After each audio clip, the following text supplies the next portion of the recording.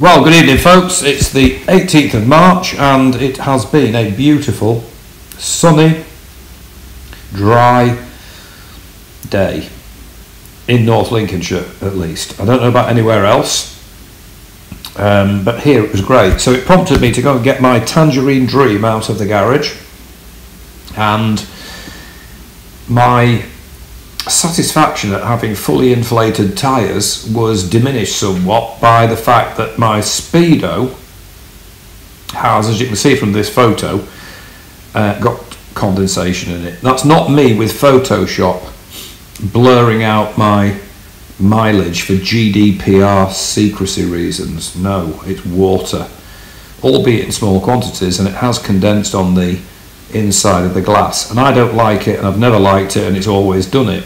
So I've thought about a little possible solution, which is an experiment, and I'll report back to see if it works or doesn't work. I'll elaborate further in this video. So what I did was I removed the headlamp, which as we know is easy enough to do because it's just two little screws, one either side, or in my case stainless Allen bolts, and disconnected it. There's two block connectors which you can't confuse, one for the speedo, one for the tacho, and you pull them off. And a slight spray of WD-40 enables them to slide through one at a time, it's not possible together, through the hole at the back of the headlamp, which has got like a rubber donut, a thin donut all the way around it to stop wires chafing on the sharp edge of the metal headlamp shell. My own headlamp shell has got sprayed with chain grease inside, clear, to stop it corroding from the inside out. So that's the theory at any rate. But a bit of WD and both connectors came through there, and it's really simple just to undo four domed nuts that hold the instruments on, and there you have it. You've got the instruments on the handlebars. Now you'll notice there's a sort of rubber shroud thing there with the cable to it. I wasn't sure what was underneath that, so I decided to investigate by getting it off. Now it goes into like a cable gripping gadget. It's like a sort of groove. You'll see in one of the photos coming up. And it's held in by, well, not held in, it's sort of supplemented by a few little blobs of something that look like varnish to me. It's not fully sealed, I don't know what they're really for really. But you'll see in the next few photos that there's this sort of blobs of stuff on it. And I prized it off with a Stanley knife blade carefully so I didn't cut the rubber shroud, and a screwdriver. Having done that, here is the back of the instruments, and there is the cable that feeds both of them, and the square rubber thingy. They're held in by four posi-drive screws which come out dead easily, and when you do that you can see there is the shroud. Now it's got a beveled edge on it, so it slides into that sort of groove, and the first ring that goes round sort of grips it when it gets in there, and the top sort of raised band around it sort of butts up against the edge of the plastic. I'm not convinced it makes a great seal, and it is at the front of the bike, and if you don't have a fairing or protection at the front, it's exposed. Now underneath that there's the block connector with loads of wires. Obviously you've got your speedo, tacho, indicators, ABS warning light, charging light, what else, other things, whatever we've got in there, you know. So all those wires feed that.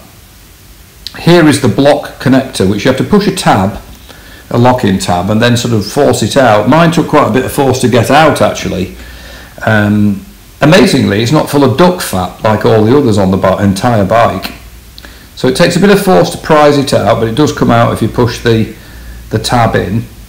And this next photo shows the back casings of the instruments, and you'll see that they're both joined together. There is a clear channel between the two. So, you know, I'm getting condensation in my speedo. I dare say it's quite possible for damp water and condensation to travel along that channel and appear on the tacho. Either way, there's humid air in there, which you might say, well, so what? You know, it just sits there. Well, this next photo shows exactly what's underneath that case. I mean, look at that. We're not just talking a little bit of wire spinning round like in the old days, and a tacho coming off your camshaft with a little cable spinning round. There's more chips in that than in my local chip shop on a Friday night. Here is a close-up of one of them. I think it's the Speedo. I mean, look at it. Chips with like 1 trillion connectors. What you got? Resistors, capacitors. There's loads of stuff in there. And it's the same on this one. This is the other dial.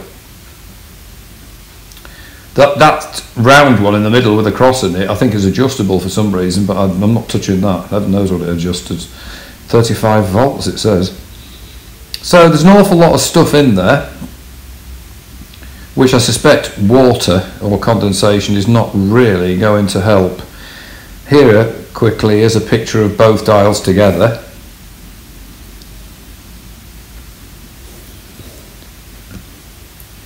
So, not simple. Now my idea is to put into it a silica gel desiccant sachet. As you'll know, you probably bought things, you know, turn up from a miserable looking Amazon driver chucking it over your fence, and when you open it, you know, whatever it may be, you find a couple of these things in it. Now, it says desiccant silica gel, do not eat, throw away. I'm slightly offbeat, but having said that, I certainly wouldn't eat it. But I didn't throw them away. I kept them. I thought they're handy. So I put one in there, look. Now, I doubt that it gets hot with the chips. It's not a PC. It's not got a CPU chip in there generating heat. So I think it'd be perfectly safe. It fits perfectly, that one. I think that one came actually by a very miserable Amazon driver who lobbed a bookcase over my fence, and inexplicably it had several of these silica gel things in it, which me, hoarding them for future use, kept. So I put it in the back there, then I put the back casing back on. There's no pressure, it's not forcing anything. There's a posi drive screwdriver,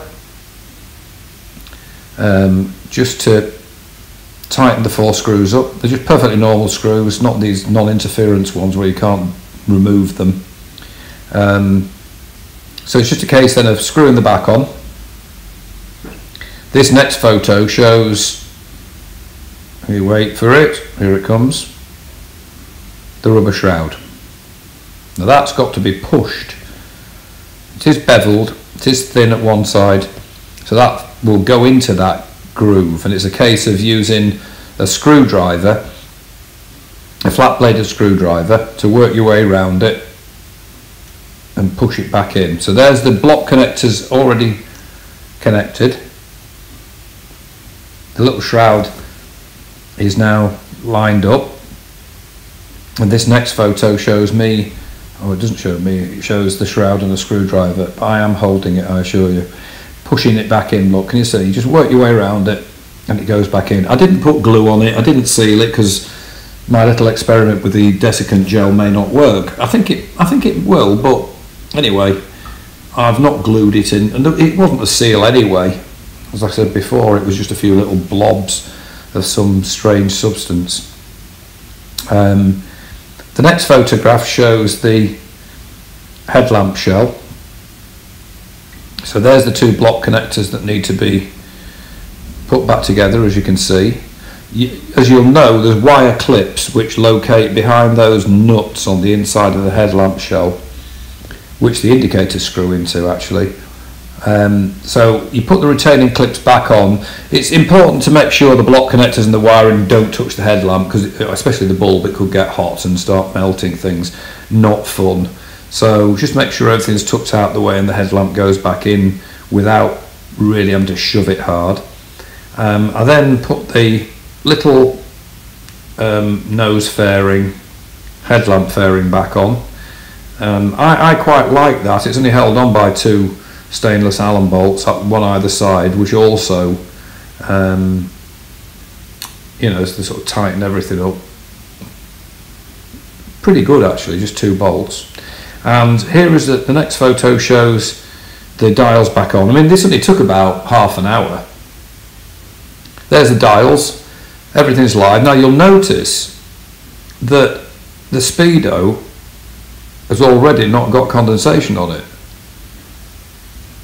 Obviously I didn't get in there to wipe the glass or, you know, interfere with it. It's just gone. So pretty quick.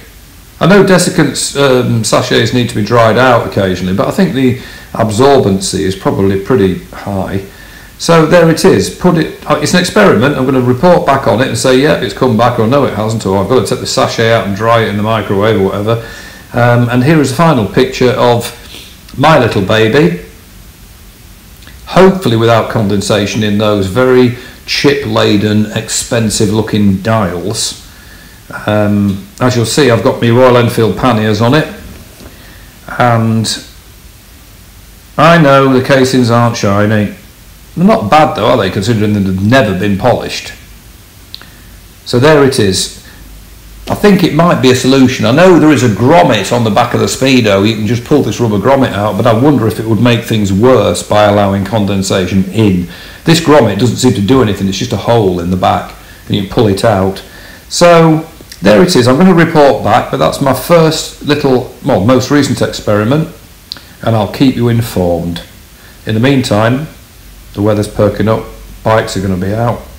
Take care on the roads, and I'll speak to you soon.